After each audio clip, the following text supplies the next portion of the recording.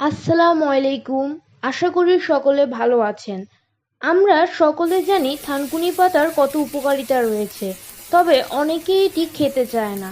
তাই আমি আজ থানকুনি পাতা দিয়ে এমন মজাদার বড়া তৈরি করে দেখাবো যা ছোট বড় সকলের কাছেই ভালো লাগবে। তো এটি তৈরি করতে আমি থানকুনি পাতাকে কুচি কুচি করে কেটে নিলাম। তারপর একটি প্লেটে কিছু সিদ্ধ আলু, পেঁয়াজ কুচি এবং শুকনো মরিচ নিলাম। এবার এর মধ্যে স্বাদমতো লবণ দিয়ে ভালোভাবে মেখে একটি ডো তৈরি করতে হবে। এবার কুচি কুচি করে কেটে রাখা থানকুনি পাতা দিয়ে ভালোভাবে মাখতে হবে। এর মধ্যে স্বাদ বাড়াতে আমি একটি ম্যাজিক মশলা ব্যবহার করলাম।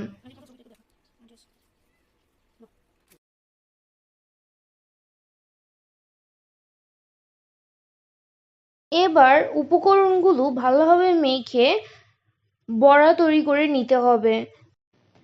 এবার একটি ফ্রাই প্যানে তেল গরম করে তার মধ্যে এক এক করে বড়াগুলো দিয়ে দিতে হবে। তারপর ভালোভাবে এপাশ ওপাশ করে বড়াগুলো ভেজে নিতে হবে।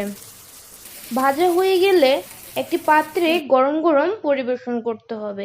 এভাবেই তৈরি হয়ে গেল থানকুনি পাতা দিয়ে মজাদার বড়া।